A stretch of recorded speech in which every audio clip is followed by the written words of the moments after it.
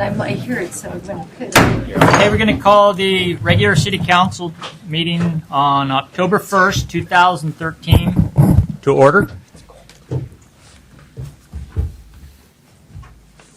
Call to order, Pledge of Allegiance. Everybody please stand.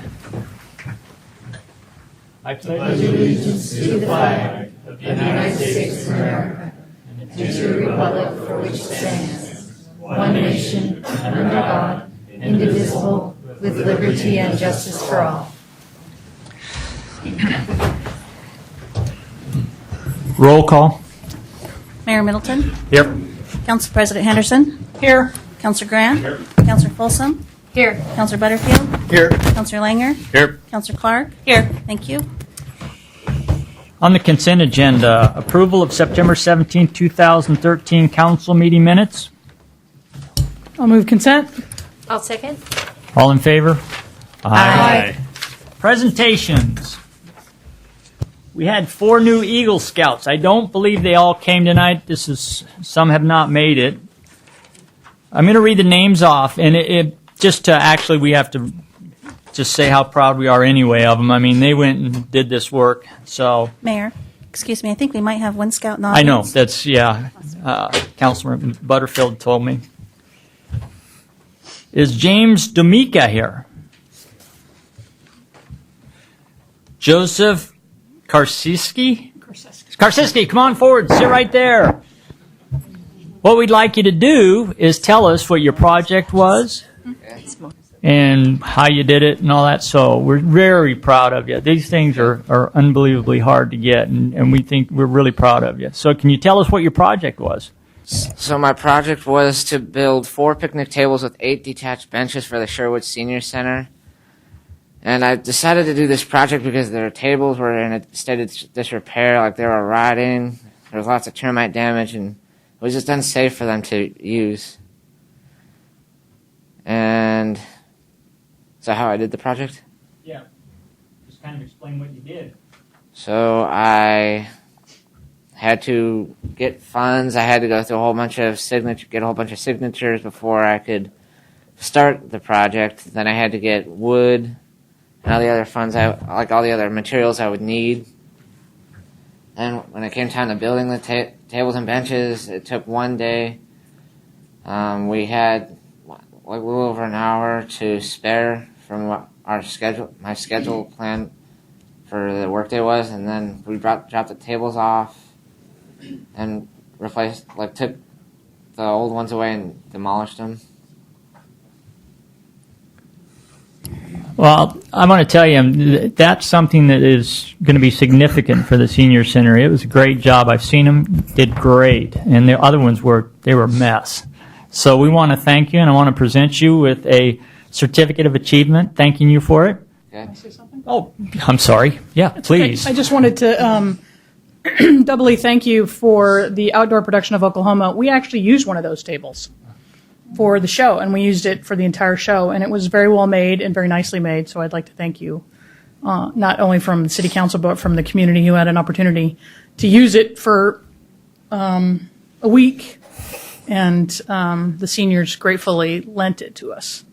So, thank you. Anybody else? Let me present you with your certificate.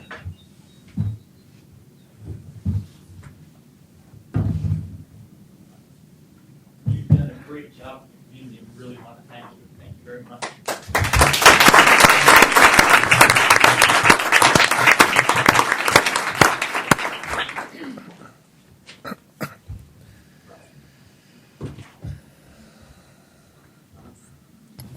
I just wanted to announce, too, that we had 2 more. Scott Skirkadal, I believe. Skirtle. I'll give it. Oh, I can't read without my glasses. Which one is it? Oh, I put you in the wrong pack. No, I didn't. Which one's yours? I think it's under there it is right there. Oh. And this other name, it's kind of tough. It's, I already mentioned that. And James D'Amica, Misha Faves. And the thing, too, is what I'd like to do is get the city to find out what projects they all completed So we can put a list of. It'd be really nice to have a list on the internet or whatever we do on our webpage, showing what all the scouts have done, all their projects. I think that'd be awesome. So, anyway, next is Coach Terrell Smith here. No. Oh.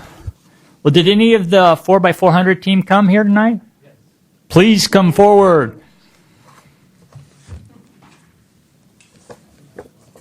What two are you? Three. Well, I'm their position coach. Oh, okay. So you're Terrell Smith today. Okay. Please tell us what you won. I'm Cole Nixon. This is Hunter Pfefferkorn, and we won state in the 4x4 state championships this last spring for 5A. Our time was a 3:24.78, breaking the school record. Oh, fantastic. And I think that was the first time that Sherwood's ever won that also. We're exceptionally proud of you, really. And I don't know how you do it. I was always a slow runner, so that's never been mine. What were your splits? I think mine was in the 49s. Holy cow. Yeah, and I think I was right around 51. So And that's good. would the council please come down and help present these to us?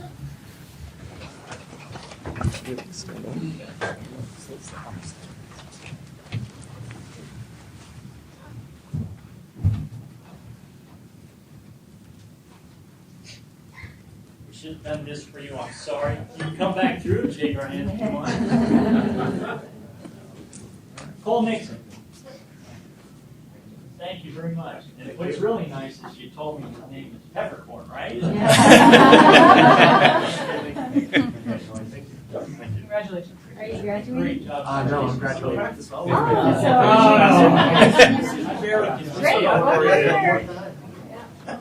Coach. Yeah, congratulations.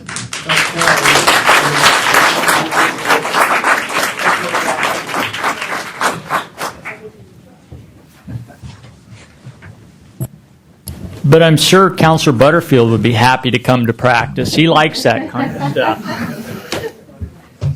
I like to run, but I'm slow.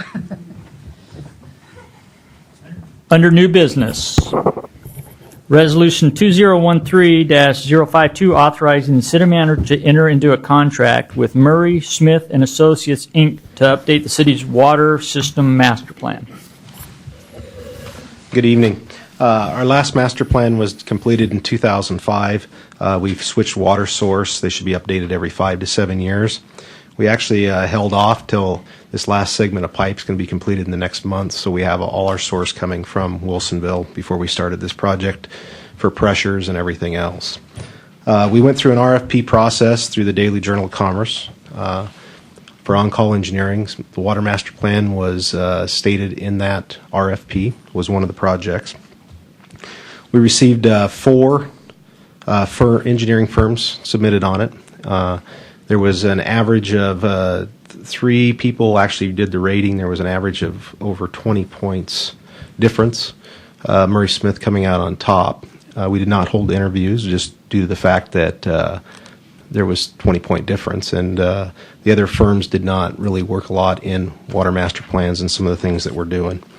There was no protest during that period. We've been able to negotiate with MSA a contract for $102,204. The one we did in 2005 was about $140,000. It actually had a water conservation and management plan with it, so there was some savings there. We don't have to do that until 2017 through the state. So we're looking for authorization for the city manager to sign the contract so we can move forward. Council questions? So, Craig, can you tell us the purpose of the master plan and why it's so important for us to do this? Sure, it'll evaluate our existing system, the conditions, recommend an appropriate water distribution as well as projects that are in the water treatment plant at Wilsonville. It'll be included in this master plan, appropriate water rates and SDC charges.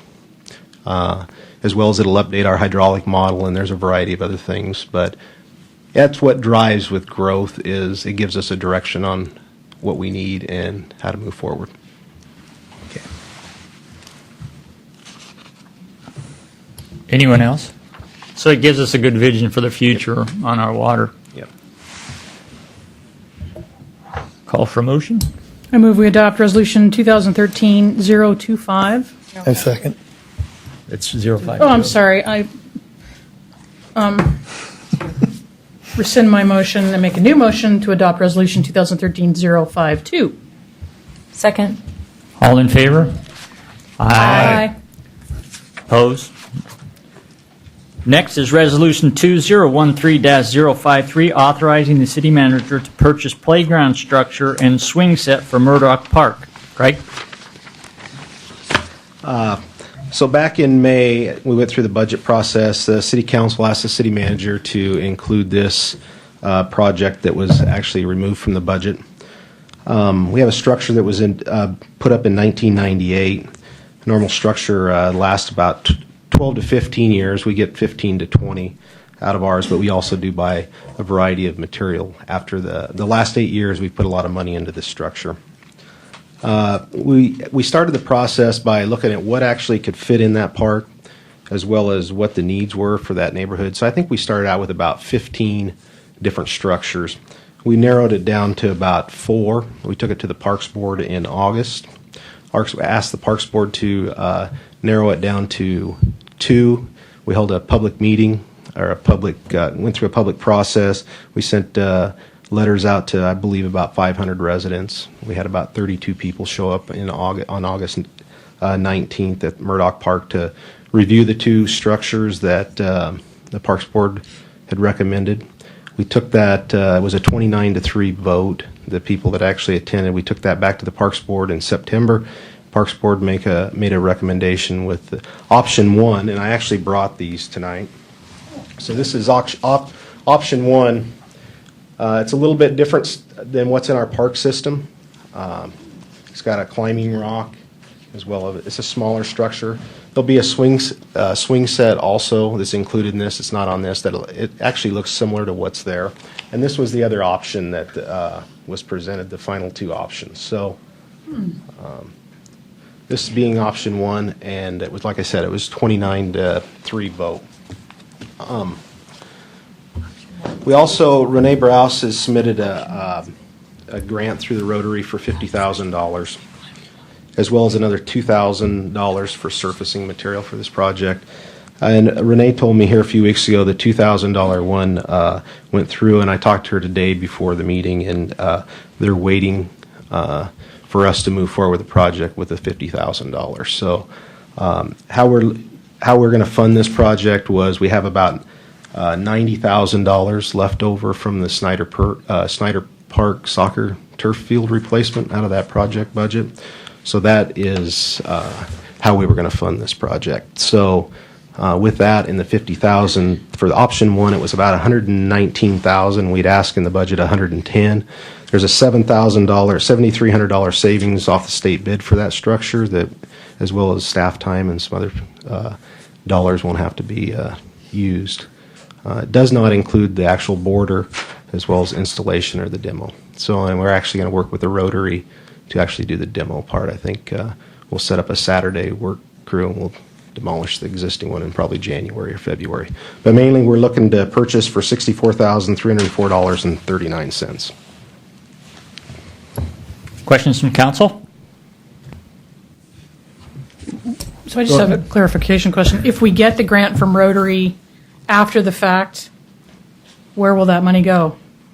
Would actually would Just be back into parks? Yeah. Okay. Capital?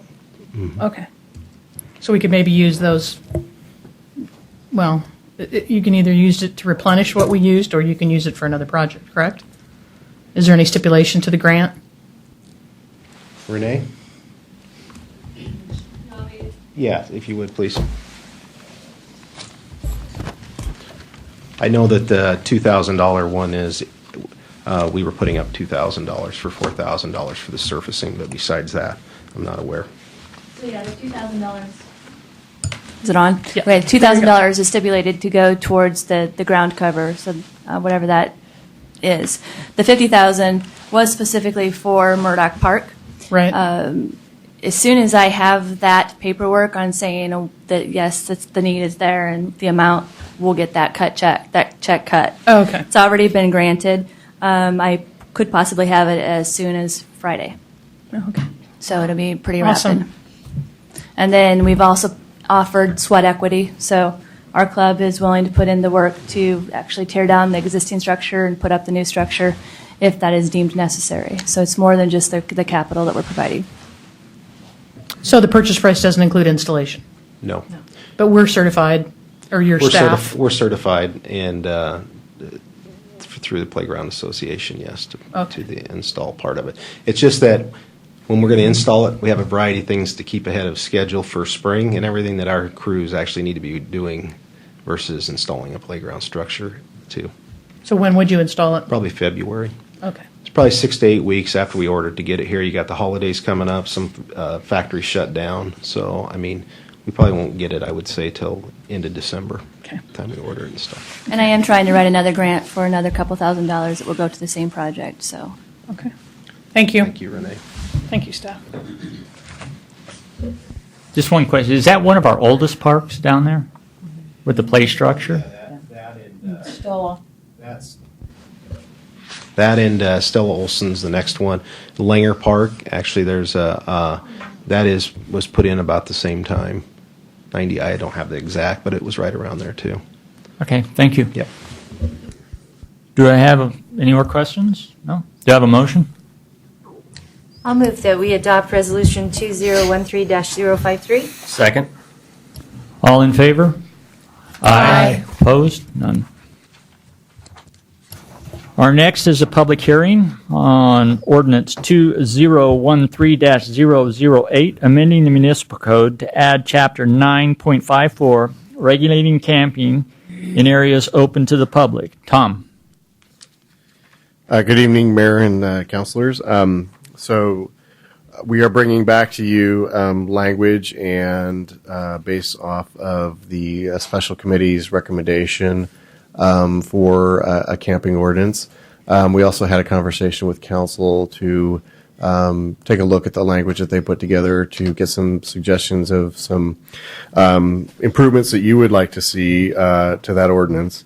And so what you have before you tonight is an ordinance 2013-008. So we've taken the language that was put together by the special committee and I've actually put this into an ordinance form, which is what you're more used to seeing with all the whereas statements, to make sure that it's clear if this gets adopted, why this ordinance is being passed, and then the section 1 through 4, which actually would implement it.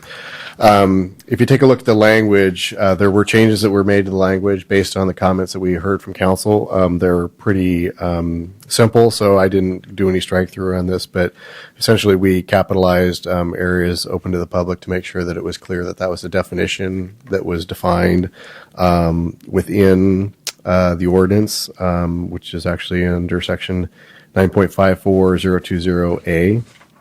In that definition, we also added to the last sentence some language to such as a residential property, including the yard. We wanted to make it sure that it was clear that an area open to the public did not include yards of residential properties where someone might want to be setting up their tent with their kids or doing something on their own property, so that that was not included in the definition of area open to the public.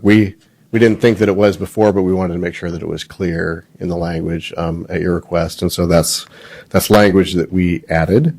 And let me read that whole sentence because I think I may have confused people. So it says, area open to the public does not include those areas of improved private real property that are not open to the public, such as residential property, including the yard.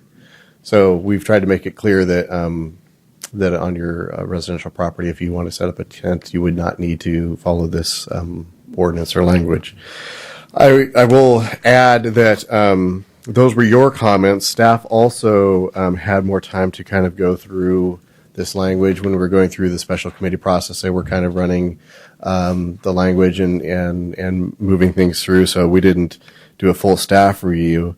So I've sent this out to all the senior managers and some others and got a couple of suggestions for council to consider, and I've included those in my staff report.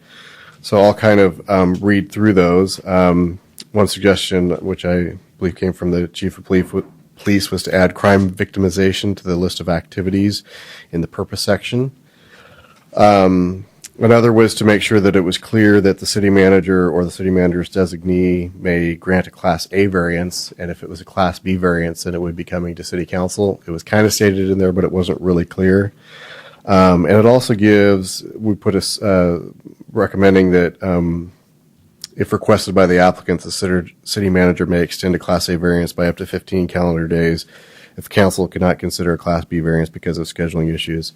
What we found in the noise ordinance, and this is very similar to the language that we have for the noise ordinance, is if we can only do a variance for 15 days, you may not be meeting within that 15 days, or it may not be able to get on your calendar within that period of time. So we wanted to make sure that in those type of situations, if there was a need, and it was because of the timing issue, that they weren't just having to pull up stakes, I guess, and move on for a few days. So that's a suggestion. And then we also are suggesting that we clean up the civil penalties section to say a person who violates any provision of this chapter is subject to a civil penalty, Class C violation for each day a violation occurs.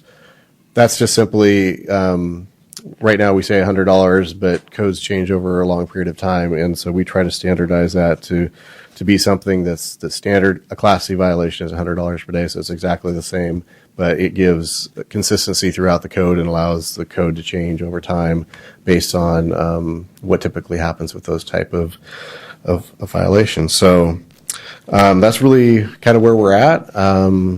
There's some suggestions there. There's some language that you have. I'm not sure if you guys are ready to adopt this tonight, or if you would like us to do further language changes. We're certainly happy to consider anything that you may have. And if you feel that there's even more cleanup that needs to be done to this legislation. Chief, would you address the victimization one, just so we have that along with this? Sure. It's just my belief that somebody that sets up in a parking lot overnight is kind of putting them in a place where they don't have near the level of protection that somebody would have in their residence. You're in a thin-walled RV of some type, and any number of things can happen. And then even more so, if somebody just is got a camp set up somewhere, they're subject to all kinds of potential things. So I just think it just lends itself to helping us keep people safer. Thank you. I'm going to open this up to public comment, and I had 2 requests to speak on this. Mr. Claus?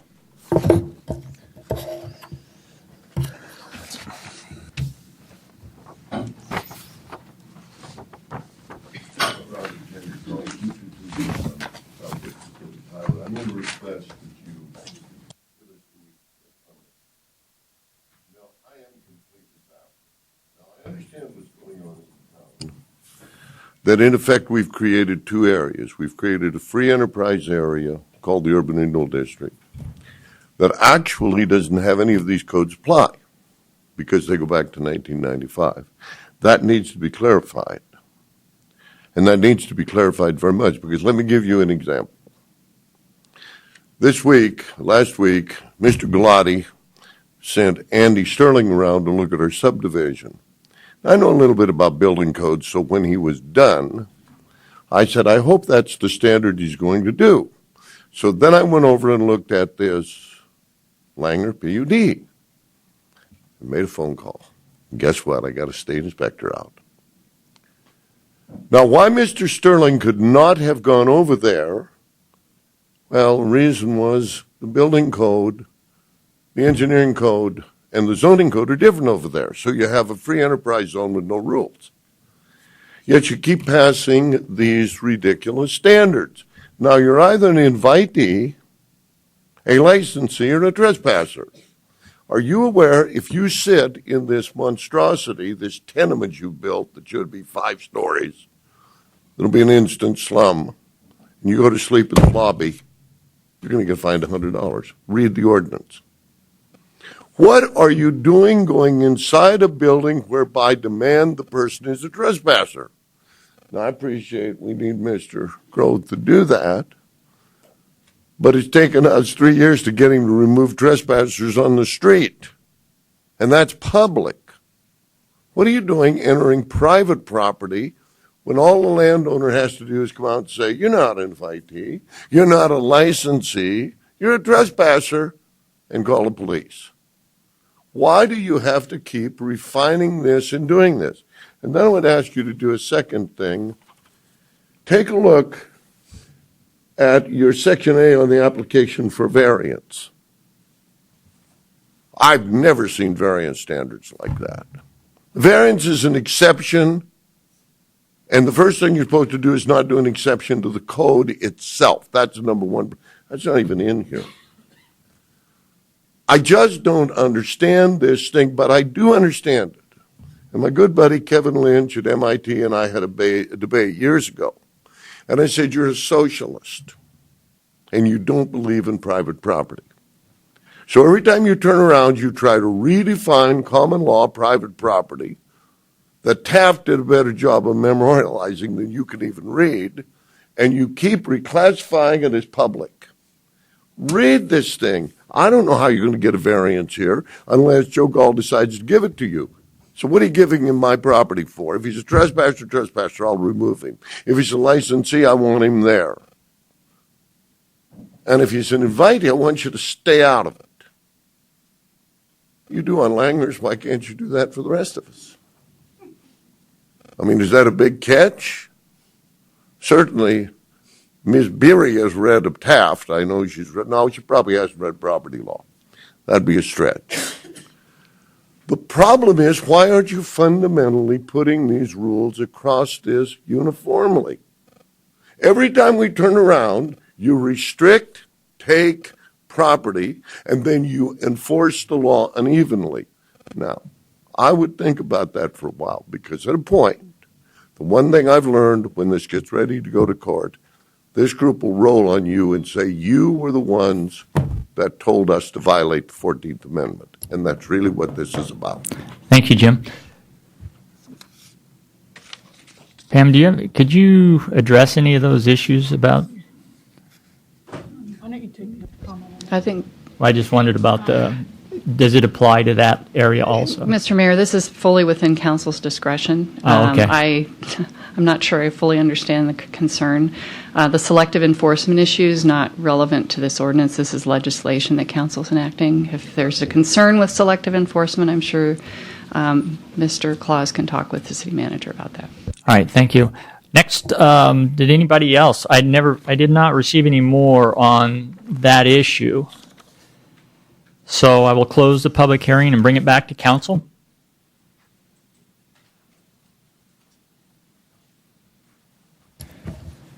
Counselor, any counselor have questions on this? You can go ahead and bring them up now.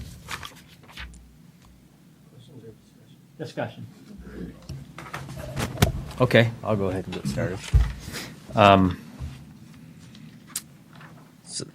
So in the definition of area open to the public, I ran this all through a few filters. One, for example, they've got churches is included as an area open to the public, and then you go down to Section B, and in camping, it means the use of any area open to the public as temporary quarters for the purposes of such activities as listed here. And so, for example, number 5 is conducting cooking activities. So any church that's going to have a barbecue would have to get some sort of variance. Same with a retail shopping center, like up at Albertsons when they do the chicken breast barbecue cooking in the front parking lot. So they're doing cooking activities. So either we need to change the fundamental framework here, or I think in the camping section, just get rid of definition number 2, 3, and 5, and just stick with the number 1 and number 4. Number 1 is sleeping, and number 4 is making fire.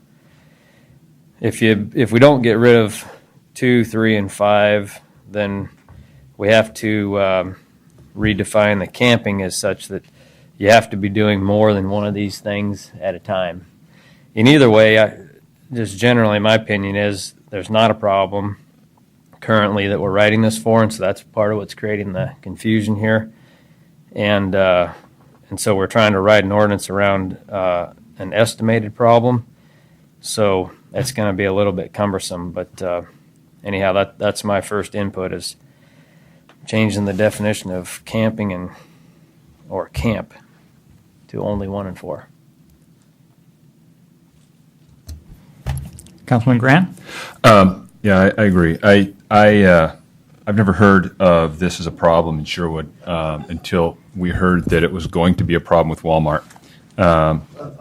I think that this is something that is got its roots in the anti-Walmart movement, and it's still got fingerprints all over it. I tend to agree with the citizen that at least if it's a paraphrase of one thing I heard was that if a store wants somebody on their property, on their private property, they should have them. If they want them gone, they should get rid of them. And in the meantime, I just don't see it as our problem. I've never heard of anyone in all my years crying out for this legislation before.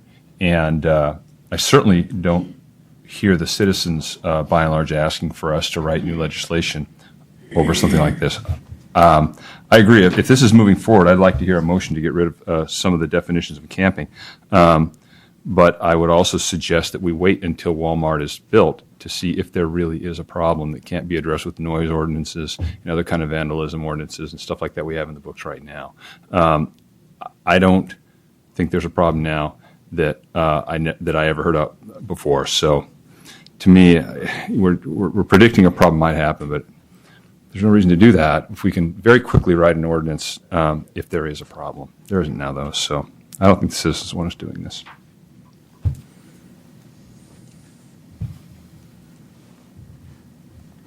Councilor Butterfield.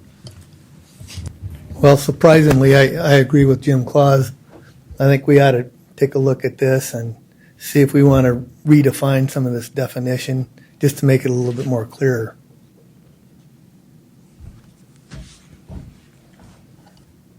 I just have a question for the chief. The reason that I was interested in this was because you mentioned that there was a use for the police department as a tool. I agree with Councilor Langer that some of this seems like it would impede things that are already acceptable in our community that are happening. So what is it that you need as a tool? Bare bones.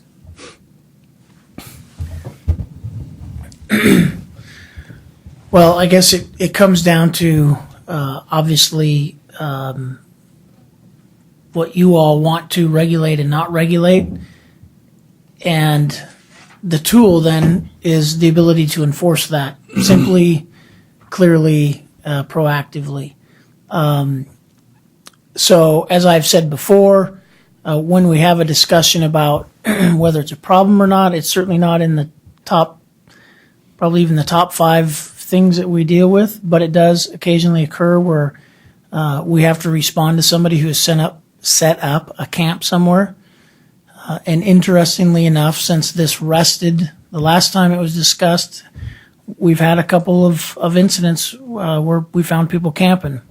One was occupied. It happened to be on city property, so it was really easy. Told him to move on. Went back a couple days later, and he had moved, but it was only like 50 feet down, and so we dealt with that. And then we found an abandoned camp in a residential area, kind of in a I don't know if it was a greenway or whose property it was, but anyway, it was a camp that had been set up. There's an old fire pit there. We don't really know if it was neighborhood kids or what, but it does on occasion happen. And then just having a clear, if that's what we don't want to have happen, then having a clear tool that says that you just can't do this is going to simplify our job. So, and then the second piece you have is the whole issue of whether you want people setting up in parking lots. We've dealt with that most recently before Kohl's moved in. We had a big lot there, and we had somebody that pulled their drove their RV in, and that was several days worth of trying to get a hold of the right folks, and and determining whether they wanted somebody there or not there, and it just ended up, was it a big deal? No, but it ends up taking more time than it should. And so if, really from a policy decision, if we don't want that to happen for the reasons that have been discussed, then we need to have a tool so we can just say, you just can't do that. You need to move on. So right now, the tool you use is only if it's on city property. But if it's on private property, you have to alert the owner that this is happening and then have them decide. That's what you're talking about. Yes. To say you can't be on this. But if it were an existing business that wasn't just a vacant building, and they have a posted sign, no overnight parking or something like that, it's their job to enforce it. But could they ask the police department's assistance then? They could, yes. You're right on both counts. It is their job to enforce that. They would ask our assistance in one of two ways. They would either call us and say we've asked them to move and they haven't, or they would partner with us and provide a letter that gives us the authority in their property, like we have in several businesses right now. So we can act as their agent with their consent and written documentation.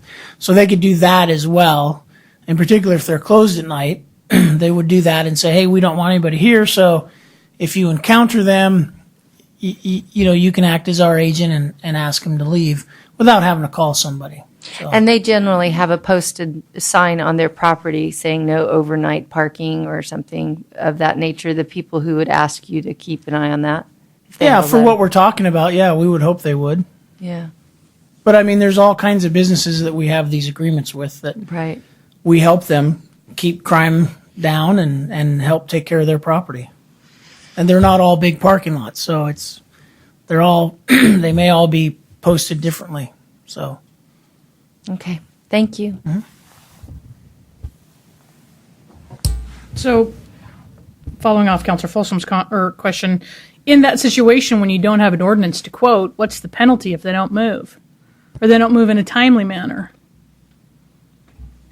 And they've been asked by the owner, it's trespassing, and or you. So then you take advantage of the trespassing right. law, but only if the private property owner wants to go that route. Correct. And that's all spelled out in the program we have. That's all spelled out in the letter, so that we don't have to sort through that. I mean, if we're going to partner with somebody, we're going to ask if they put that in the letter up front, that they will prosecute, and so we don't have to deal with that down the road, where we help somebody out. Oh, well, we really don't want to prosecute them. Now we've invested resources and right, it's for naught. Right. So the couple of incidences that you mentioned that have happened since this has come to light, were they outside? Yes. I'm being a little rhetorical here. And were they on private property accessible to the public? You said one was city property. One was clearly city property, and the other, I honestly don't know, but it was definitely property accessible to the public. I just don't know the formal ownership of where it was. And was the second situation with the abandoned camp brought to our attention by a resident? I think some officers found it just out patrolling, if I remember right. Okay. I have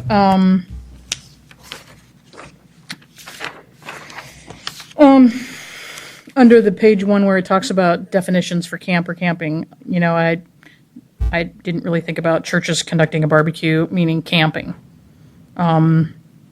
So obviously if people camp, they're eating, they may or may not be cooking, right? I mean, they may have a fire, they may not. They may just be eating, dry goods.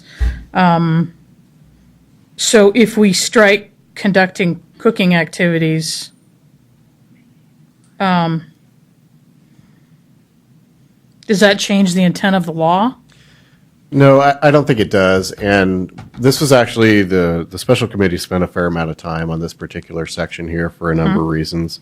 The advice that they were really given was the first sentence of that is really the primary sentence, sleeping, or residing. where it says camp or camping means the use of an area open to the public as temporary quarters for the purpose of living, sleeping, or residing. The next, sentence says such activities may include, but need not be limited to any of the following. So that was really more of an attempt to advise, an officer who might be dealing with as to what type of activities that might include. It was very clear in one of the conversations that we had that obviously any officer who's doing this work is going to have to utilize their discretion. And they're going to have to try to decide, okay, well, what is the purposes of living, sleeping, and residing. And those were just examples of things that could or could not be helpful. There were some on the special committee that really wanted to limit it down, like we're suggesting, so it was a little bit more clear. I think the special committee felt that any officer going out and doing this would be using their discretion, and if it was a church barbecue, they weren't going to be citing them for this particular code and ordinance. But I can certainly see we kind of had that dialogue back and forth, and ultimately the special committee chose to go with the language as was given to them by, as an example for another jurisdiction, and leave it more broad. Certainly that's a choice to you, and I don't think it would any of those would violate the intent of what we're trying to accomplish here, or restrict an officer's ability to be able to do what they needed to do. You mean like a burning ordinance? Well, like making building a fire. So just to clarify, if a church has a summer barbecue, they're not going to have to apply for a variance for which they have to, I'm just clarifying, because the intent of the activity is not to sleep, live, or reside, correct? That's correct, but a church may want to have a barbecue followed by a camp out over the night, in which case They might, they would, so, yeah. If they have a big enough property. The other question I have is on public notification for a Class B variance. And I don't disagree with Councilor Butterfield that we might want to continue to review this and not necessarily make a decision. We've already suggested on making amendments. But under the Class B variance, it says, shall post notice to the nearest public road at the boundary of the property containing the area open to the public for which the variance is sought, so that the notice is visible from the public road, and publish notice thereof in a newspaper of general circulation in the city. Is this in line with what we do with the noise ordinance? Or I'm trying to understand the cost of publishing in a newspaper. I mean, if we're just going to do the Gazette, it says general circulation. I'm not sure if that's well defined or I understand it, but posting a public variance poster on the property and having to do a published notice in the paper seems like a little bit of overkill. But I don't know how the rest of council feels if they want to move forward. So I was trying to understand the reasoning behind that, why they thought it was maybe important or necessary. Yeah, I would have to verify this, but I'm pretty sure this is similar language that we have in our noise variance ordinance. It's your discretion how much public notice that you guys feel is helpful to make your decision, because obviously this would be something that would be coming to you, and so this would be an opportunity to make sure that as many voices that could possibly be available would be heard. And so if you thought that publishing it on the property was enough, that would be a way you could go. But putting in a paper usually tends to get a broader audience. And we found, at least, especially in planning projects, is a good idea. So when we say publish in the paper, are we saying the Gazette, or are we requiring them to put something in the Oregonian, which is, of course, only delivered 4 days a week right now? Typically, they'll do it in the Tigard-Tualatin Times just because it's more regular and it's a lot less expensive, and it's generally circulated in the area. So they could do it in the Oregonian, or they could do it in the Tualatin Times, or they could do it in the Gazette. Gazette would be a challenge unless they just happen to come right when they're putting their monthly deadline together. But there are definitely options, although, as we know, those options are getting smaller as the Oregonian and others scale back their print. What's the cost to put a land use notice in the Oregonian run, approximately? I think it's around $600. Hence my point. Expensive. It depends on how many words it is, but right around there. Okay. And then my last comment, and I would be interested in how council feels about that previous issue, was under the Class A variance, it says that the city manager or his or her designee will grant a variance within 3 days. I think that that's too short of a period of time to gather information. I'd recommend 5 or 7. Because it's a shall, you can maybe change that to may. Yeah. Within 5 days of receipt. It's just a suggestion. Sometimes you need a little bit more time. If you receive it on a Friday, you may not get to it by Monday. Yeah, I think the shall is probably good to keep because May could turn out to be forever. But if you went to 5 to 7 days, Okay. that doesn't mean that the city manager couldn't get it done in 3 days. They would probably process it as quickly as they could. And so 3 days in certain circumstances could be rather difficult, though. Yeah, that's it. Thank you. Do you have a comment? Yeah. I just feel that since our chief is saying that this is already a problem, that he has encountered this as a problem, and the clarification on the camping definition not being a church barbecue, but specifically for the purpose of living, sleeping, or residing, I don't think it's necessary to take out any of the definitions because that wouldn't apply. I think that Council President on the city manager should be may, not shall. I think that she's right that the 3 days is a little short of a period of time to review the 5 to 7. Because you said you wanted to hear us weigh in on this, on the notification on the Class B, being that there really isn't a lot of readership on the newspaper, do we have any kind of a discretion in posting it on the city website as opposed to in a newspaper where more people would probably read it? You have as much discretion as you want when it comes to public notice.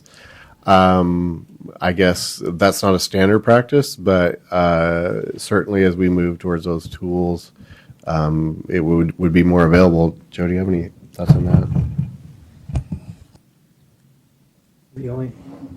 The only other option related to the website is we have distribution lists of people that are interested in certain aspects. So whenever we do notices, if people sign up for those notices, they would get that.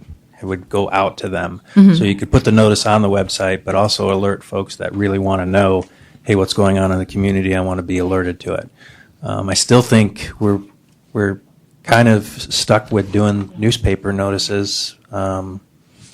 With a lot of our notices, we still put notices of certain things over at Albertsons on the bulletin board. A lot of cities have gotten out of that. So Yeah, you're right, there are certain statutory requirements for this phraseology that a newspaper of general circulation is a statutorily defined term. Well, that's what I was asking. Yeah, and the newspaper has to provide documentation that they have, I believe it's called regular subscribers, at least 50% of their readership. So in other words, papers that are just put in paper boxes around the city don't qualify. And with the changes in the Oregonian structure lately, there's been some concern about which papers qualify. So that's been an issue. And it does limit the number of papers that could be used. There's no legal requirement in this case that it be in a newspaper. Land use actions, yes, but not this. So it's your discretion how the notice is done. I feel like we could put it on the website, and more Sherwood citizens would read it on the website than they would in the Tiger Tualatin Times. That's just my opinion. I'd like to hear what other people think. I would have no problem with that because most of them are very simple. They're Christmas tree lots, they're fireworks, they're nothing that's really out of the ordinary. We've been doing them forever anyway. How have we been handling those in the past? For like noise variances or for? Right, the ones that would be affected by the notice of the newspaper. So I'm sorry, I'm not sure I completely understood your question. So, okay. Go ahead. So, in the past, when we have, this is kind of like a special event, things that the mayor, so some events require a special events permit, right? We have an additional Correct. process in town. So some events require a noise ordinance review, some of them don't, some require noticing. It depends on the amount of people that are going to be visiting the site, right? So will this ordinance change the way we've handled those special events in the past? I mean, will it trigger the need for a special event permit because they're going to be overnight camping? No. However, it may get rolled into a special event permit, which is the way, for example, a noise variance would work. So if you're doing a special event permit, there's a lot of different, the reason we put the special event permit together is because there's multiple areas of the city that you're touching and multiple ordinances and multiple things.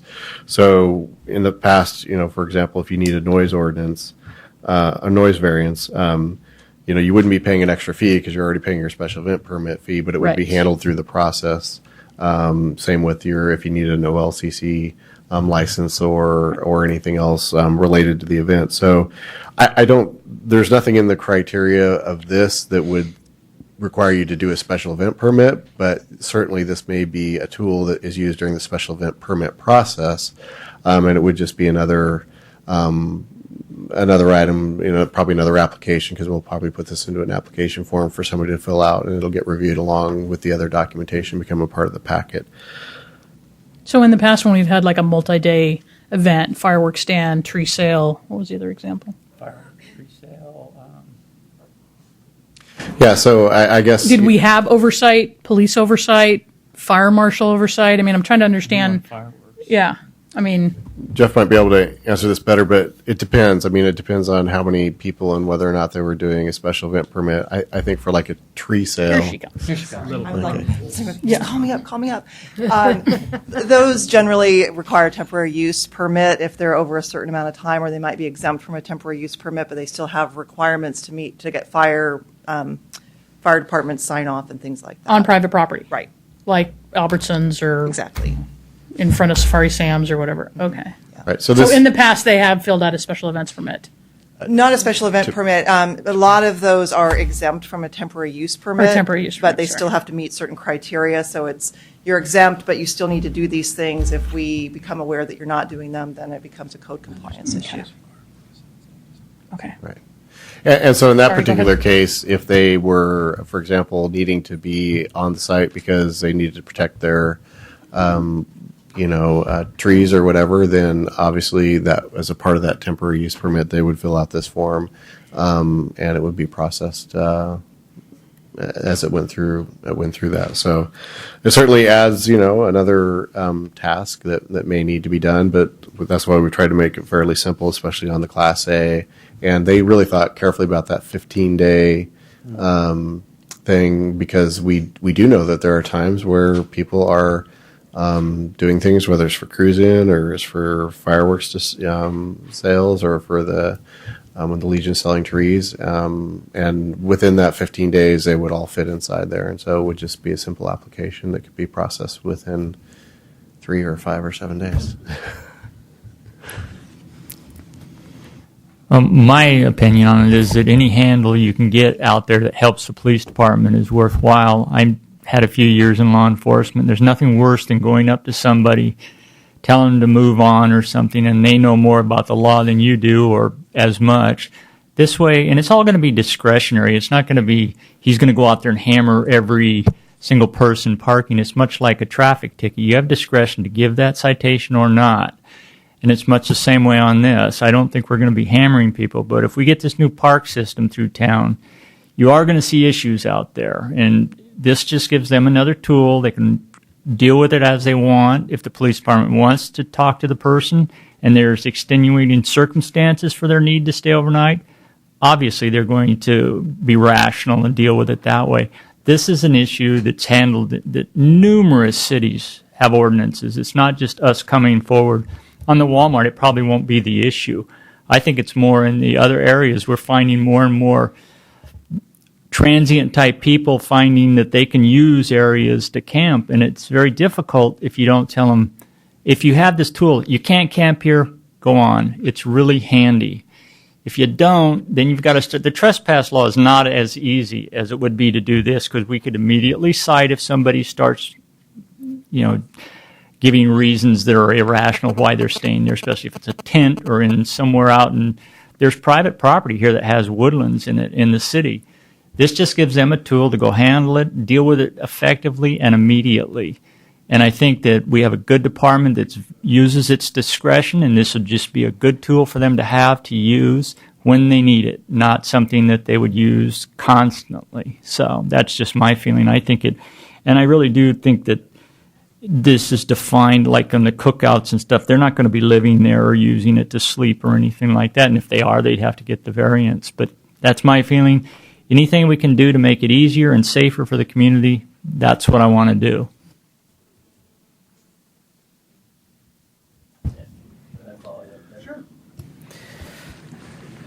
All right, so I'm not arguing about the living or the sleeping and the homeless camps and that sort of thing. I think that makes sense. But the one piece of public testimony we had tonight, part of that testimony also was, well, I called up the city and sent them over to this other property to look at X. Well, I think we're setting ourselves up for that situation right here. As soon as one property owner gets upset with another one, they can look on here and they can call code enforcement and say, oh, it says cooking activities, or it says the parking of any motor vehicle, including a motorhome, recreational vehicle. Well, they're parking a vehicle over there. I want you to go check it out. I don't think that sort of stuff's necessary to enforce the camping, sleeping, the living part. If we focus on the living, sleeping part, then we're okay. The additional definitions, number 1, 2, 3, 4, and 5, just open us up for a mess. I don't think it's necessary to get to the goal that we're trying to get to. But I just have a follow-up question on that. One is the one on the sleeping, laying down, bedding, and the purpose of sleeping. That's, to me, is the one that's going to be in effect mostly when we build our parks Right, out. but I'm just following up the reasoning I heard was that the first sentence is the most important one, the one that's needed. If that's the case, then just get rid of everything after the first period. And then I'd get rid of number 5. I have no problems with that. But 4, I don't want fires in the town anyway. Well, right, but if the argument is going to be, see how confusing this already is. If the argument is going to be that sentence number 1 is really what we're after, and number 1 through 5 don't really mean anything, but then when you flip the coin over, well, I think number 4 is important. Well, that's what I was trying to say the first time. And so when you have things defined like cooking activities and parking of a vehicle or storing of personal belongings, that's pretty darn vague. We're all talking about camping and sleeping and living. And then when you start, I drove through Target's parking lot over the weekend after I'd read this, and I saw an RV, and the first thing I thought was, oh, I'm running it through this filter. And so I drove around that RV, drove in a circle going, I wonder if they're residing in there. Are they cooking in there? I'm looking through the windows. Is anybody in there cooking? Because I'm going to call the code enforcement and send them down here. I don't think we don't want to be wasting our police resources on those sort of phone calls. And then the other sort of legitimate reason that people have to park is for safety. If you go out to the Target parking lot right now, on a couple mornings out of the week, you'll see a couple commercial trucks or RVs parked there. But you know within reason they're sleeping for safety. They probably got tired and pulled over to take a rest for a few hours and took off. I usually see them at like 4 or 5 a.m. and by 6 or 7 a.m., they're gone. But do we really want to write an ordinance where anybody's wasting time running those kind of people off because all of a sudden Sherwood becomes that town that won't allow you to rest for safety? So now you have to drive a little bit further and cause an accident. Well, that's why the police would have the discretion. They talk to the person in the RV and say, we're just dead tired. We've got to sleep for this. Obviously, they're going to say, fine. I think this is it goes to a broader picture, and I'm looking towards the future when we have more areas that are more accessible to the people to utilize to camp. Our police department, I mean, have you seen our ordinance book is huge. We don't enforce them all. We do if we're called on it and it's visible. This just gives them a tool to go down there and eliminate the problem immediately. Trespassing, you're not going to get them to, if somebody's camping at 1 a.m. in the bushes on somebody's property, they can't go out and just say move because there's no trespass on that. But if they have this ordinance, of which that's why we hire a police department, it uses common sense.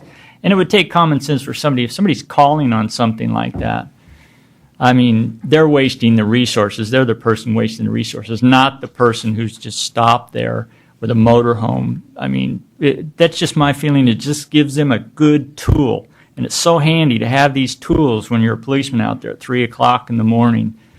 And that's that's my rationale behind it. I'm not arguing that we don't need to provide the police the right tools. We just need to be providing them the right ones so that we don't create a problem of wasted resources. Was this ordinance taken off of other city ordinances? It was, and largely that definition of camp or camping was taken from another ordinance, and I do not remember where that came from at this point in time. We were dealing with a bunch of them, so not surprisingly, the special committee went round and round and round and round and round about this definition of camp and camping. So it doesn't really surprise me that you're having the same issues. But and Jeff might want to chip in here, but the first sentence is the most important one, and then there may be others in there that are helpful to do it. But I think Jeff would probably agree that it's pretty obvious what the purposes of living, sleeping, and residing are. So it would be pretty easy for an officer to use their discretion and be able to fill that out. Jeff, do you have anything to add? I guess I would just add that, I agree with everything that's being said, certainly.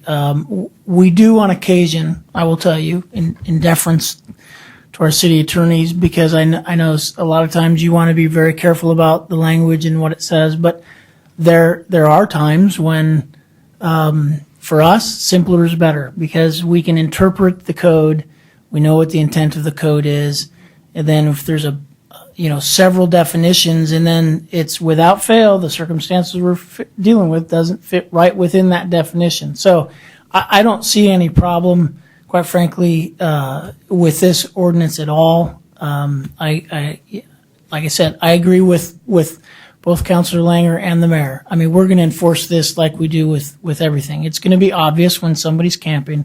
It's going to be obvious when they're not. But I also prefer simpler code language. So the simpler we can get any code language, the better. So whether that's helpful to you or not, I don't know. But I actually attended a special committee meeting, and Les Schwab was there and gave a good example of why this language didn't work, and it hasn't changed since that testimony. And that was, they have customers, and they gave an example of a customer in an RV that broke down and had some sort of massive problem. They camped in Les Schwab's parking lot for 3 nights. Well, there's no time to get a variance, and it was because it took them that long to get their vehicle fixed. So they have a lot of people come unannounced for cruising and camp in RVs in their back parking lot. They don't necessarily plan for it, and they might have 1 year, 0 another year, and 10 another year. But they provided a couple examples that apparently didn't get any credibility in the language here. So there's several circumstances that I think are going to create problems and hassle. Well, I on the second item, I certainly, that would probably be something that would require variance. But actually, the first item, they did deal with that in Section C of 9.54050. It basically says, notwithstanding any other provision of this chapter, the chief of police, the city manager, the city manager's designee may permit a person to camp in areas open to the public, provided, 1, a situation exists that necessitates the need to camp in the open area open to the public. The use of the area open to the public for camping purposes will not, on balance, be detrimental to the public health, safety, or welfare, blah, blah, and there's some additional language there. So they specifically did hear that comments about, someone being stranded and quite frankly not having any other options because they couldn't get a particular part or something else, and made sure that this section was there to address it. So basically that section says, notwithstanding anything else in this code, those decisions can be made and allow them to do that in an emergency situation. So how do they go about getting permission? They would essentially, if they were, a police officer would be making that determination as they came across it, looking at this code. Yeah, ideally, they could just give us a call, right? In a perfect world. They're not going to know what the code says. Well, no, but the owner does. So, I mean, if they pull in, we're broken down, crash here, we'll let the PD know that you guys are a travel victim. But the world's not perfect. And so, again, as the point has been made very well and very clear, we drive up. Hey, you guys look to be staying overnight. You can't do that. Well, we're getting our rig fixed. It was an emergency situation. Okay, that's a bummer. I mean, that's, again, just to echo what the mayor said, that we have great folks that work for us, intelligence supervisors that can weigh in on that. That's just how that situation would be handled today. So I don't know. I think that'd be good too, because it would give you guys the option of extra patrol in the area to make sure they stay safe out there. Right. So, Chief, since we're going to spend all of our time talking about paragraph 020B, if you said simpler is better, correct? So if we directed staff, or council was interested in directing staff to bring this back to us for additional consideration, where we struck all the additional definitions 1, 2, 3, 4, and 5. I mean, I'm concerned about fire too, but you can't build a fire on private property anyway. But for the purposes of living, sleeping, or residing, in Councillor Langer's example, a long-haul driver comes through town, late at night, is tired, they pull in. Currently, is that not allowed on Target's property by posted sign? Or, because they're spending the night to catch up some sleep, right? Because that's what they do. And they probably pick that parking lot because it's really easy to get in and out of. And nobody parks in the second 50 anyway, except people at Panda. Currently, does Target want those people gone? Well, that's a good question that I can't answer, and I'm trying to think if I've seen signs, and I don't recall seeing any signs posted. I don't remember seeing signs. I see closed circuit, anti-theft stuff, but yeah. Because in that situation, again, of course, that person's only going to receive a knock on the door from an officer if somebody calls, i.e. the property owner, right? Right now? Or a concerned, yes, a concerned right now, yeah, citizen. correct. Yeah. So, but even under this ordinance, that person's only going to get a knock on his cab if somebody calls, i.e. the property owner, or if they've been there for an extended period of time. No, that's not correct. My understanding is with this ordinance, they would get a knock on the door when we discovered them. And we would check, are you staying overnight? Yeah, I was going to, your example, long-haul trucker, I was going to, get my so many hours of sleep here. Well, I'm sorry, you can't do it here. Right. Need to move on. So if that person parked on a public street for 5 or 6 hours, would we do the same? Not necessarily. It depends on where they parked on the public street. There's a whole host of other rules may play in on that. 12:01 a.m. to 6. So is that the ordinance where you cannot park a commercial vehicle from midnight to 5 in the morning? Right, that one would apply, and there's all kinds of state statute about whether they were a hazard or... Okay. So just to add an additional comment, the special committee wrestled for a long time about defining how long that might be, 3 hours, 5 hours. They ultimately decided not to put a time frame on it because, like I said primarily the stuff in the variances to see where there was a lot of discretion given to the police officer. So for my benefit, it doesn't sound like we're ready tonight to make a decision on this, but I'd kind of like to walk through this so that hopefully next time we can bring you back language that is as close as possible. I don't mean to cut off any conversation if you guys have more things you want to say. Bill Butterfield. Well, all the concern seems to be in B. So let me walk through this because I've been taking notes and had some staff comments too. So do you guys have any issues with adding crime victimization to the definitions? I have none for that. Okay. Sounds like we have to simplify the definition of camping in B, and we can work with Barry Elsner and Jeff to maybe come up with some language that reflects your comments. I think I've really heard you guys are all on the same page as we don't want living, sleeping, or residing. It's just how do we get there so that it's clear as to what that means and how we move forward. So if we can work on simplifying that and cleaning that up.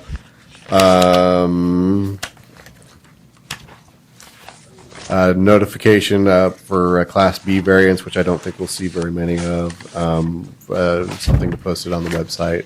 We can add some language to that. I had some language under section 9.54080 variance review, which made it clear that the city manager or the city manager's designated Class A. Council was in charge of Class B. And it allowed the city manager to do an additional 15 days just for scheduling reasons. Are there any concerns with that? Okay, and then you went from 0.8 point. Oh, sorry. Thank you. 0.080, but you talked about 0.090. So under 0.090, we talked about A, the manager's designee shall, and we think it should say may. I think shall is good because if we put may, then it could be forever before we actually make Okay, the and decision. so those were the only the two pieces of that was that, as well as the 3 days to 5 to 7. Right. So okay. Yep. So I was getting there. So 5 to 7 days. We need to pick one. Do you guys? 5, I think, is probably easily doable for a city manager and having, I think you would want the shortest time possible that's reasonable there. So I would suggest 5, and so does Joe. And that was it. So I had one quick question on the variance. Is it required to come back to council on all Class B variances? Or is that just could that be to not go to council? Could it stay in the city manager's office on that? Is that possible, or would that, or... The way this is put together, it kind of contradicts itself, which is the same thing we have in the noise variance, because it suggests in the various decisions that the council shall grant a Class B variance, but when it talks about variance review, it's not specific as to where that goes. I would think that anything over 15 days would something that council would want to see in the city manager, because it could very well be a situation that somebody wanted to set up for months, or something. So if you want to create a Class C variance or something in there, we could take a look at something else. But the way it was proposed was 15 days for the city manager, and if it's going to be longer. How many Bs have we had requests for Class B? None, and I didn't really hear in the examples or history that we had heard that any of them would be typically Class B type camping things, unless Julia knows something. Sorry, the only thing I am thinking of is if we had a temporary use where they had a construction trailer on site with a night watchman that was going to be an extended period of time. That's not something we currently have. I would hope the night watchman is not sleeping. Perhaps but often they have RVs or the fireworks stands and that kind of thing, and they'll have the motorhomes on site. But you're right, they probably aren't sleeping, but I guess that would be the only thing I would think about. They're residing though. They're working. Rarely. Are we going to work on that camping? Yeah. Well, could we? Okay, that one's no. I mean, I think that should be your discretion. But if you wanted to bring it just to to inform us, I think, is probably good enough. Mayor, I think because this will be new territory, in the beginning, having those come to you, because I think it'd be very important to hear how the council feels about what they are. And if they become routine, you can always change the code to say, okay, the city manager can handle those, but we want to be notified of those Class Bs. But since this is new territory, it would certainly help the city manager to know where you guys stand on the Okay. longer term thing. So that would be my suggestion. And in the interest of compromise, on the definitions 9.54.020, personally, I'm willing to drop 3, 4, and 5 on camp and camping. 3, 4, and 5. Yes, because it's the sleeping to make preparations to sleep, and it still includes the motor vehicle.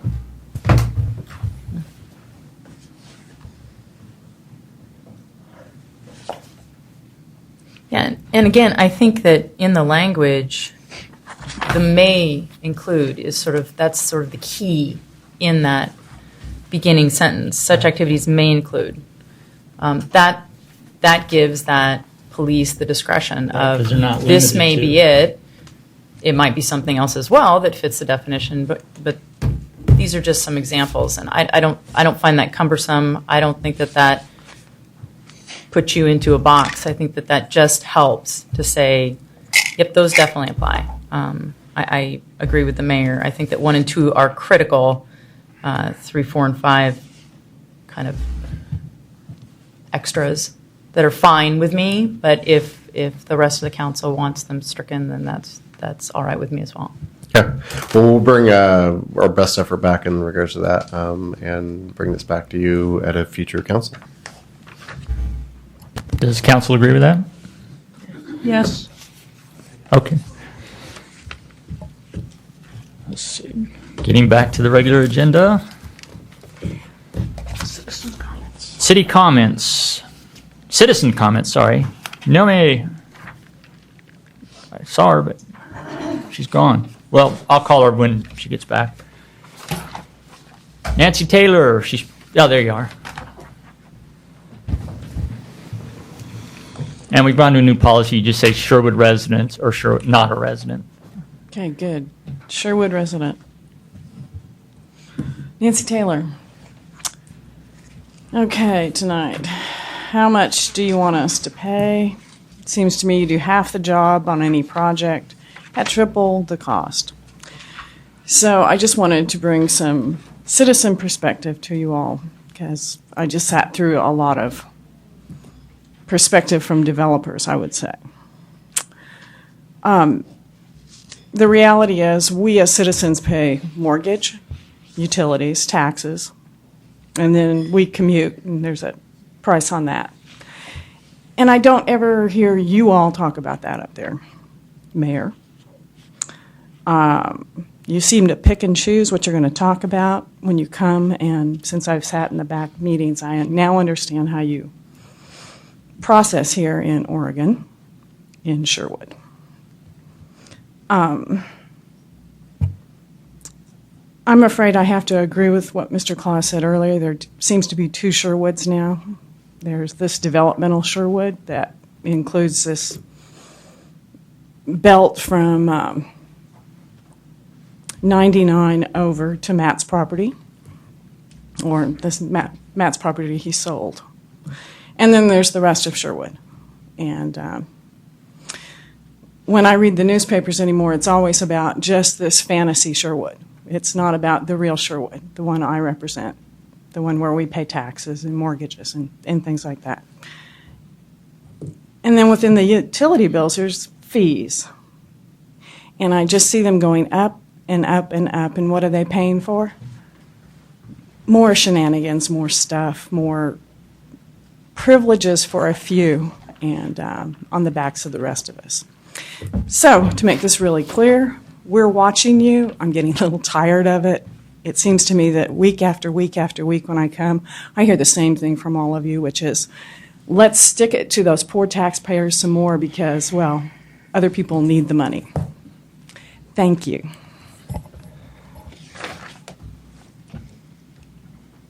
Chris West.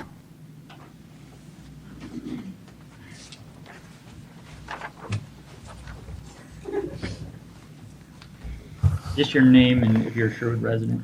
Chris West, I'm a Sherwood resident. My family and I moved here 13 years ago, and I'm here tonight to voice my concerns about the decision of Washington County to remove the traffic light at the Regal Albertsons intersection. I just heard about this late last month, and we're my family's regular patrons of most of the businesses in the affected area. My teenagers walk around town and ride their bikes, and they frequently go to the cinema and the A&W. And if that light's removed, I'm very concerned about them crossing 12th and Sherwood. I'm further concerned that with the decision that the county has made, that it's going to limit the options of first responders to go to the Regal Center. And for the fire department, for the fire station, they have a pretty direct route up the new Langer Farms Parkway and turn left, and they can make that right into there. But any other support coming from any other direction, especially 99, they're going to have to jump a curb or backtrack, from what I understand with what's going to be put in the median at that intersection. That should be a concern to everybody. Clearly, the Washington County planners did not visit this site on a Friday night or a Saturday night or a Sunday afternoon when the theater's busy and the restaurants are busy. The initial planners that worked with when that was developed, they put 2 left-hand turn lanes on the eastward bound 12th and Sherwood Road. Now Washington County says we don't need any left-hand turn lanes into there. Furthermore, TriMet has a park and ride there. And 50 or 60 people use that daily. And I called TriMet today, trying to find out if they even knew about it. And they just heard about the decision. And they have a bus stop in that ride and park. What I'm here tonight to do is to ask you, as a council, to write the Washington County Commissioners and ask them to pull back the decision and allow for a truly open public process about that decision so that we as citizens can find a real solution to our traffic issues along that road. But taking away those left-hand turns into both complexes is not going to solve any problems. It's going to make more problems. Thank you. Thank you. Josh Jacobs.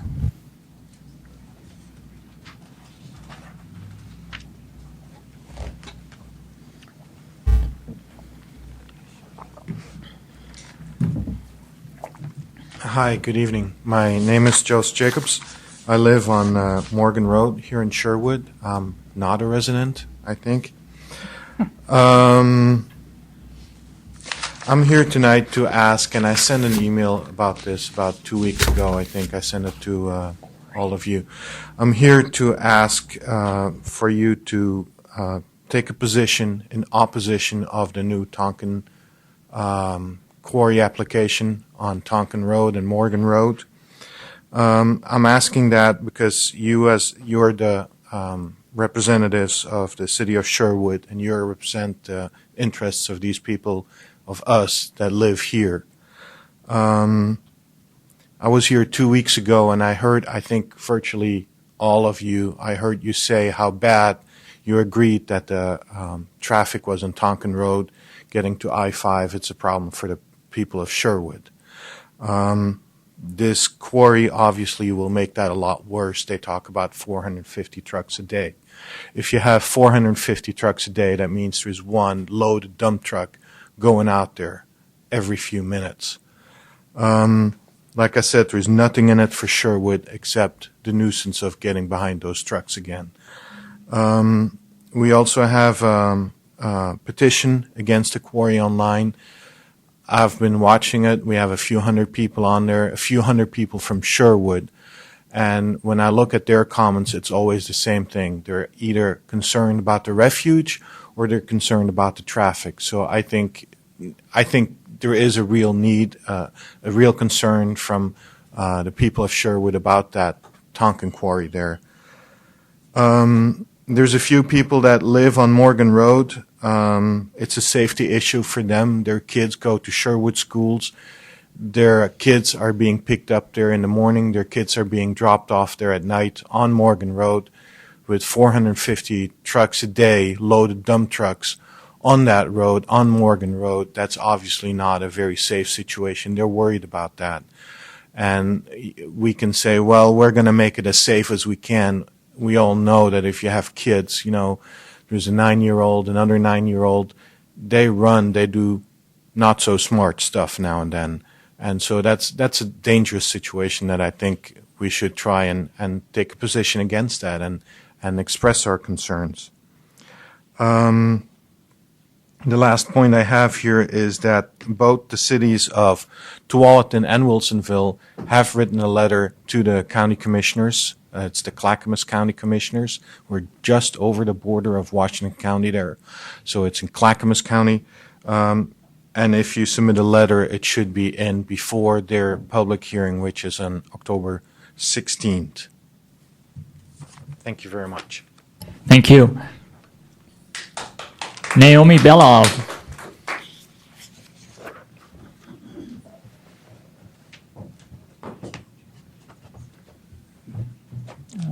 Hi, my name is Naomi Belov. I'm a resident here in Sherwood. Thank you, Mayor, for your article in the latest Sherwood Gazette. To continue the conversation about the road improvements here in Sherwood, I noticed that $500,000 went to Langer Farms Parkway, to the intersection there. That's $500,000 of our urban renewal money and our art center money. Is that correct?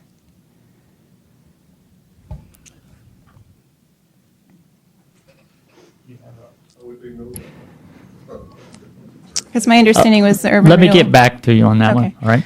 My understanding was the urban renewal bond was there too for blighted areas of Old Town, and certainly not the Langer PUD Phase 7, which was a beautiful field with a view of Mount Hood.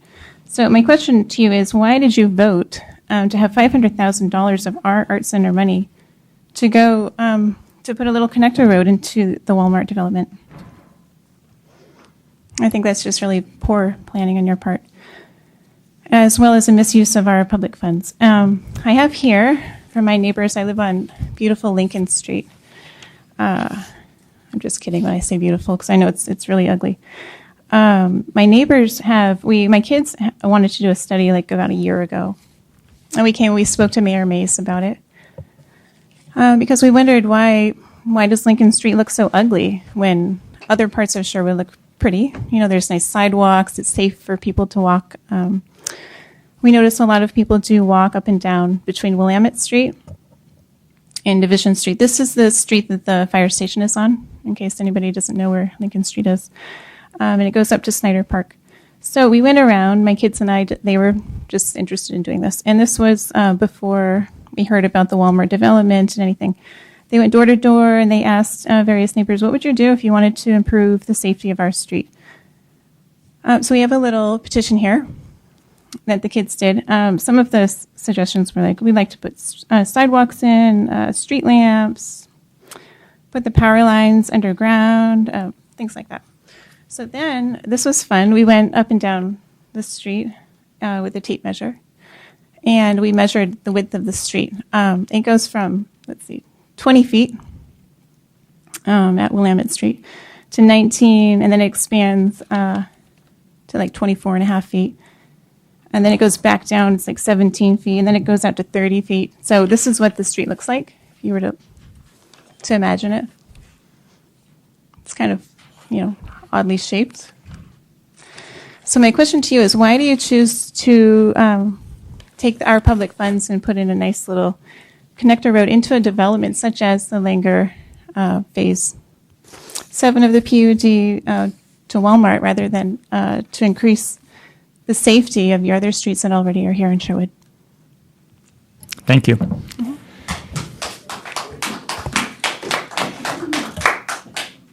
You can always present written comments too, and that way it'll get to whoever the department is and they will respond back to you. Aaron Rising.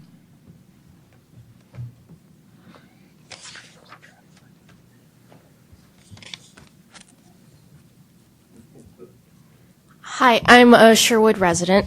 I'm also talking about the traffic light in front of the Regal movie theater. I work there, and I'm just concerned that it would make my commute, especially if I was working the opening shift, trying to leave it at 5:30 would be horrendous for me and all my fellow workers and anybody in that complex trying to get out, that you could only go to 99 because, you know, turning right, you could only go to 99. You couldn't go, like, into town really at all. And so you'd be stuck having to deal with the 99 traffic and how messed up Tualatin and Sherwood can be. And yeah, that's pretty much it. I don't need the full 4 minutes. Well, thank you. Just want to voice my concern. If you want a response, please leave your name and number with our city manager, and they will get back to you on your questions. Because I see him taking notes over there. Ann Reed.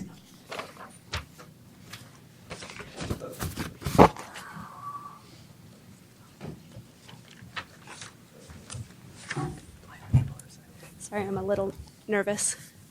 Is this on? I'm not a resident. I am. Katie Bodekeimer.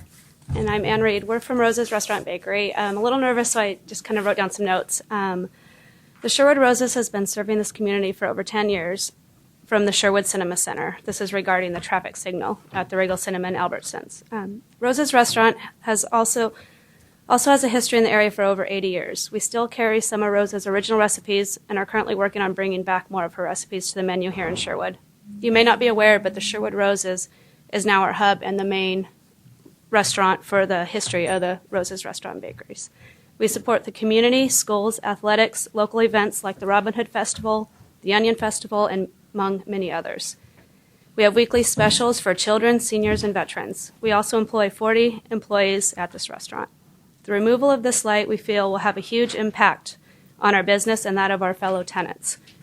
Our employees and customers are the heart of this restaurant. Many of our employees at the Sherwood location have worked at the restaurant since opening and have supported the community for many years. If the removal of the light has the impact we foresee, this will affect our sales, our employees' jobs, and our customers' convenience. It also seems like a huge safety concern for traffic in and out of our center, also the pedestrians. We have been in Sherwood for over 10 years, and many of our staff and customers grew up here in Sherwood.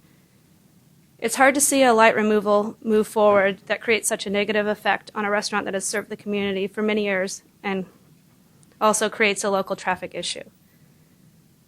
Those who have worked and frequent our business and those of the businesses around us, we need your help in supporting a local business that has been around for 10 years and very active in the community. Did you want to say Anything you something? want to say, Katie? I'm the general manager of Roses. Can you? Sorry. I'm the general manager. I have lived in Sherwood my whole life. I've been here for over 21 years. Graduated Sherwood High School 2006. I met my husband in Sherwood. So Sherwood is a big part of my life, and now I work here. And so a lot of our customers, our employees, we love Roses and we love Sherwood. And so the thing that's upsetting to us is we want to make sure that everyone understands what a big impact this will be if the light is taken out. A lot of you come to Roses. A lot of businesses, people come to Roses. If the light's taken out, that could mean that we are no longer in business. So we just want to make that aware to everyone that Roses is a staple of Portland and it's a huge staple of Sherwood, and we're involved with everything. So just making sure that that's brought to everyone's attention. Thank you very much. Yeah.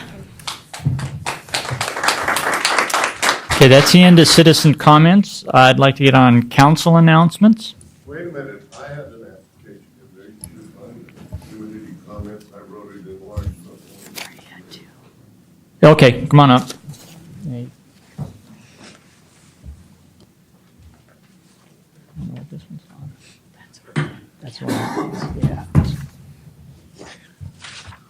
You know, when I watch this Robert James Clock 2221 Southwest Pacific Highway, I'm really amused. It's really funny.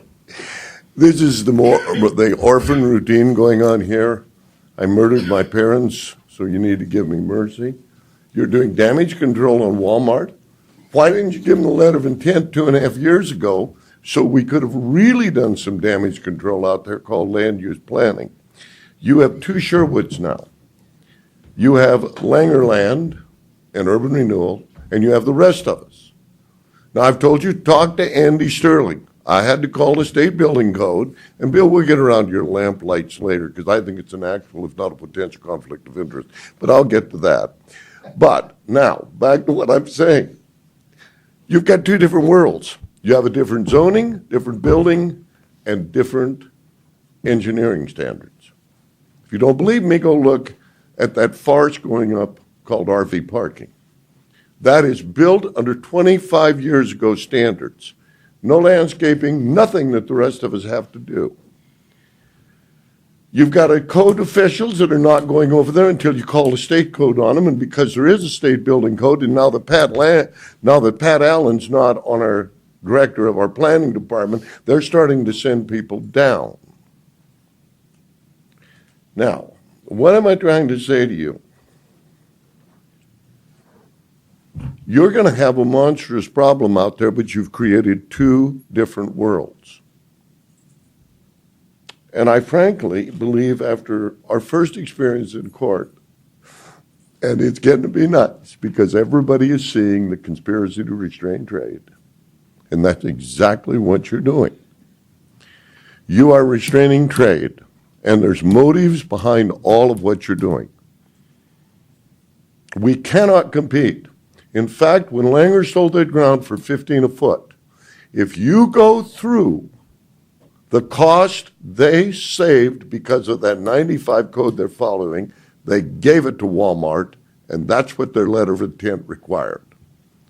So for 2.5 years, we had all these codes changed, all of which Mr. Langer voted on. And frankly, when you came in as mayor, Mr. Middleton, you saw to it that he sat front and center in the Urban Planning Commission. Now, we got the first complaint filed about sign code. Mark Cottle voted on the school purchase when he owned the property next door. That was his first ethical site. Class C misdemeanor. What do you think went on last week when you voted on the Sherwood Town Plan? And Mr. Langer not only participated, he voted. I would advise you to get a legal counsel that's not making money from this activity, that is interested in looking at the Oliver question, because as we start to bring this to court's attention, and I've been there before, I've had a number of cases get to appellate courts, and I've had one get to the Supreme Court. They're just starting to be the exhausting of administrative remedies in reaching finality. What you folks better hope is you don't get a class action with those of us with general commercial zoning, because Langers don't have enough money, and neither does Barry Kane to pay the bill. And we're going to look at you folks. And that is exactly what has gone on in this town. You have restrained trade. You're now talking about writing codes to damage it. Growth can't even get out there and stop the trucks that are illegally coming down Langer's Road and going over it. You point out to them, we can't do it until we're there. Of course they can't. It's Councilman Langer. Be careful, because your conspiracy is getting evident to a lot of people. And it's not even transparent. Thank you, Jim. Now we'll go to council comments, please. I just actually had a question. Joe, Tom, where could we voice our concerns about the Washington County? Where would be the most effective way for our citizens to let those Washington County commissioners know of their concerns? Or an open house.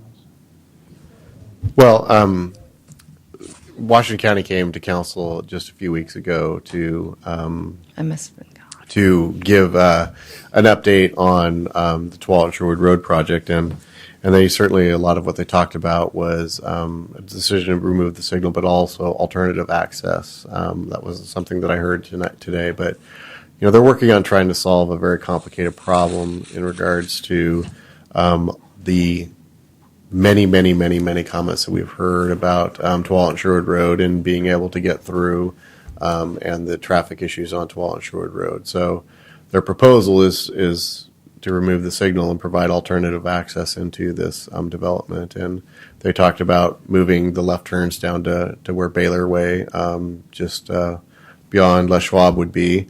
They also talked about pursuing a right in, right out off of 99W, potentially to provide alternative access. So, and they also mentioned the fact that they would be putting in a pedestrian crossing at the location where the existing signal is. So I guess, I don't know of any additional meetings that the county has scheduled at this point, but maybe Julia does. And so certainly I think it would be a good opportunity to get better informed on what the proposals are, as well as if people had specific concerns after listening probably to staff presentation, then it would be best to go to a Washington County meeting, and they could certainly, as they have community comments just as we do for our meeting, so they could certainly talk to council at that point. There is an open house that the county is holding on October 16th. It's at the Sherwood Police Station. I don't know the time. Do you have that up there? The Gazette says it's from 5 to 7 p.m. in the community room at the police department on the 16th of October. So there will be another open house on this project for the community here in Sherwood. And my understanding is the purpose is for them to share the design. It's not really debate over is the signal coming out or is it not, but it's really to discuss the design and get comments on that. So the people that are concerned can certainly go and say, well, have you thought about this and how are you going to provide that? And hopefully get some answers, because I know that the county's been working on this and the city has been involved. The staff has been involved with the county throughout this process, but the county's really been working a long time on looking at a lot of different options and alternatives. Thank you. I apologize that I was likely out of town. I was gone a lot this summer on sabbatical.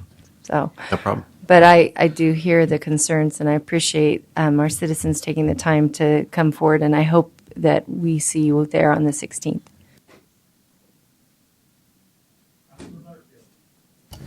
Yeah, I just want to remind everybody, if you haven't heard, our high school football coach has been nominated for one of a couple of awards, and in particular, Coach of the Year.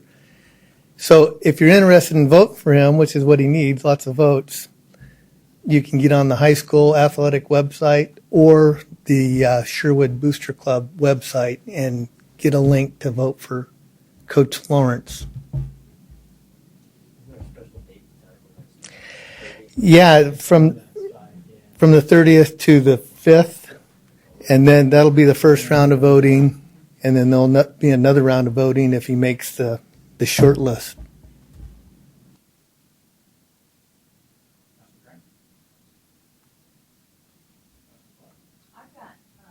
That topic, I've got until October 9th. Oh, okay. That's the message I received. So USA Today, you can click on USA Today until Monday, October 8th at 9 a.m. Hooray for technology. Thank you.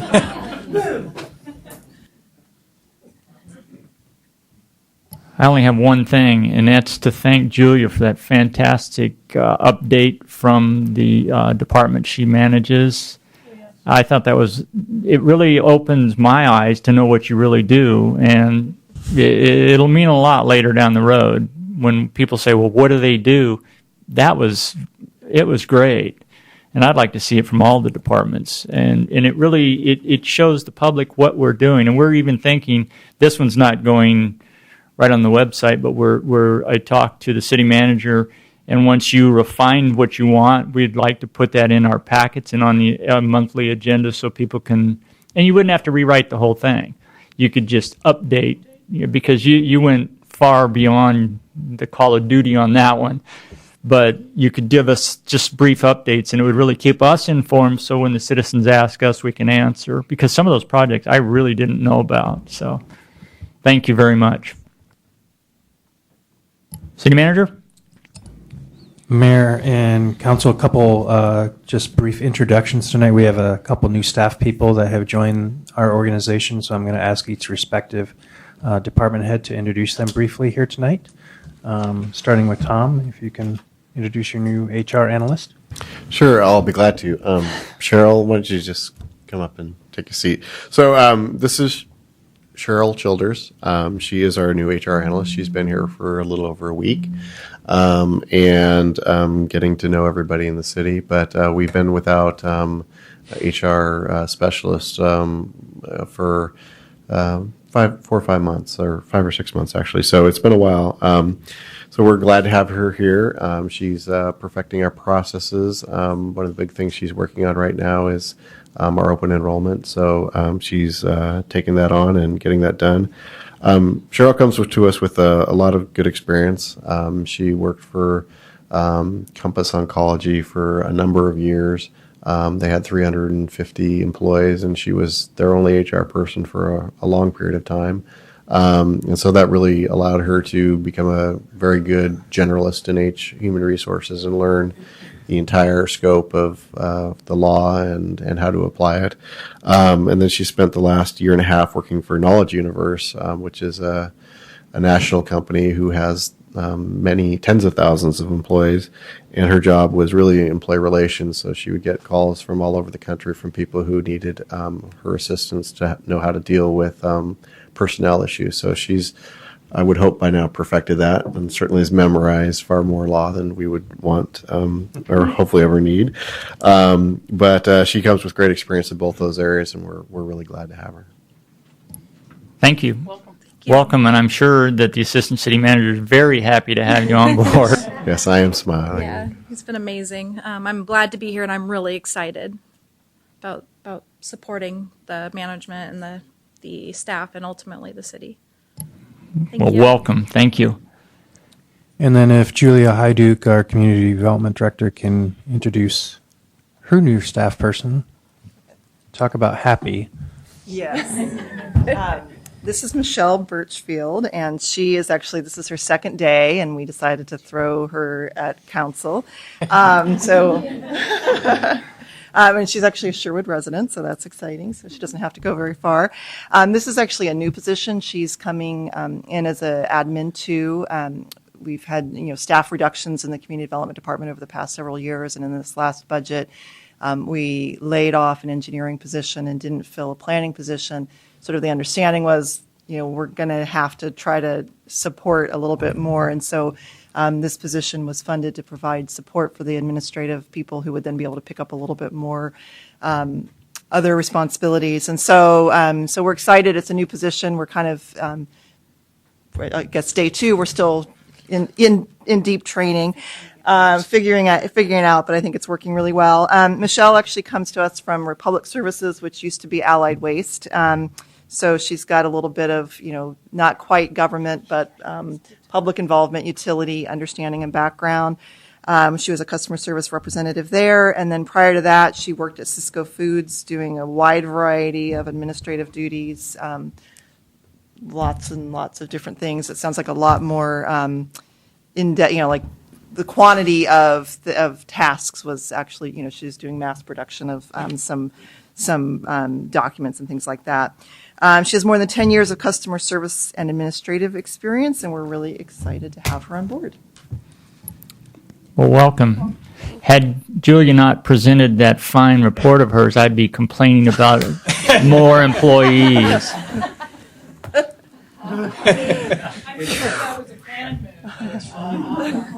It's funny. Thanks for having me. I'm happy to be here. It's nice to talk about city stuff instead of garbage. We were talking garbage, yeah. At this time, do you have anything more? I have one more item, okay. very briefly. I'm going to ask Julie Blums to explain the plaque that we have received, which takes a while. You may recall we were recently recognized by the GFOA for our CAFR for the first time in many years, and they don't send the plaques out for a while. So, Julie, do you want to talk about this briefly? Yes, And the very significance briefly of in the this? interest of time. For the first time in 10 years, the City of Sherwood has earned this Certificate of Achievement for Excellence in Financial Reporting.